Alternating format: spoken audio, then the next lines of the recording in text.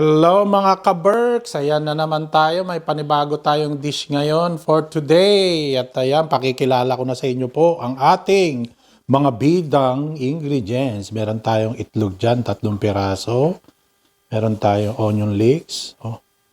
Meron tayong kamatis. Ayan, 3 po yan. At meron tayong sibuyas, bawang, salt and pepper. Siyempre, meron tayong cooking oil, patis. Ang bidang-bida natin, yan, red snapper po. Sa Tagalog po, maya-maya po yan. Bakit nga po pala maya-maya? Bakit di mayo-mayo or something, you know? Baka meron po kayong alam, paki-shoutout o pakilagay po sa channel ko. At syempre, gamit tayo ng kalahati ng wow sarap. Ayan, beke naman. Yung wow sarap ng ano dyan. Baka naman po. Sige po, let's go mga ka-Berks. Piprito natin itong isda.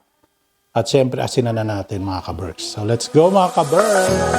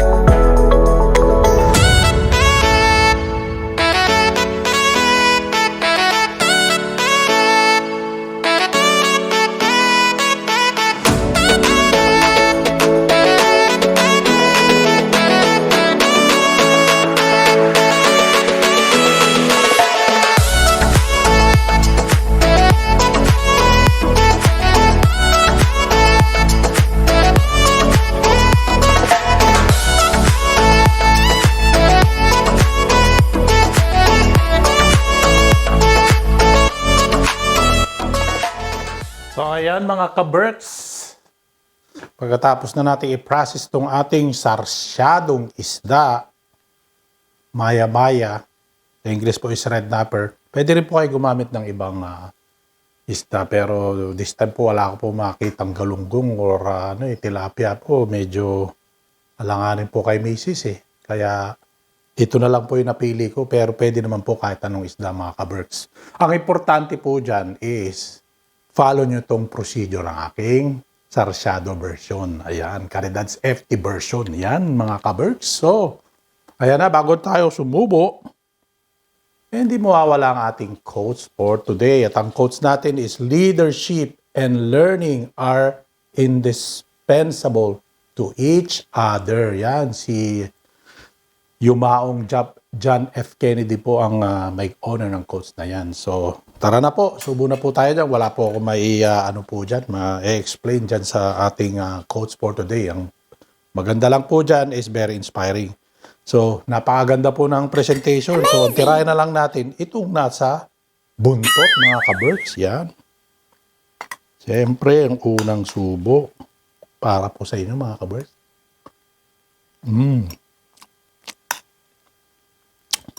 Tama po ang lasa, mga ka-Berks.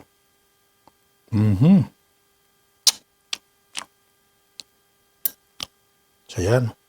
Tikman na natin yung isda. Ang pagprito po ng isda, hindi po masyadong crispy. Medyo half lang.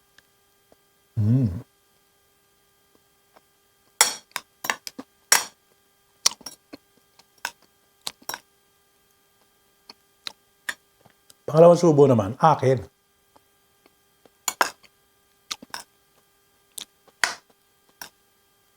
Ayan, napakalupit po mga ka-Berks. Yan. Malasa po mga ka-Berks.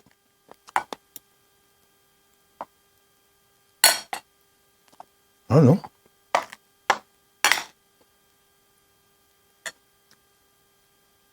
Pangatlong subo na to mga ka-Berks. Ayan. Busi ko na tong rice natin na sinandok sa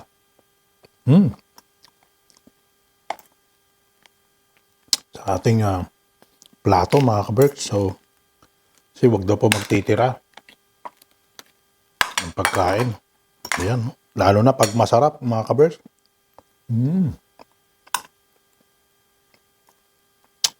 Siyempre, nakakapanghinayang magtira mga ka-Berks eh. Ayan o.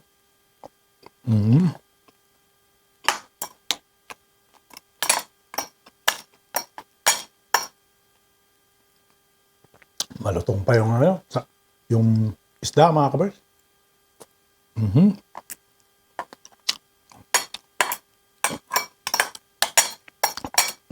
Pasensya na ako mga ka-Berks na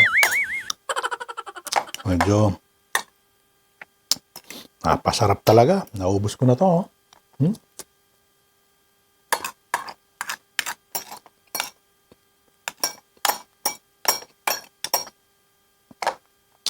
Ayan.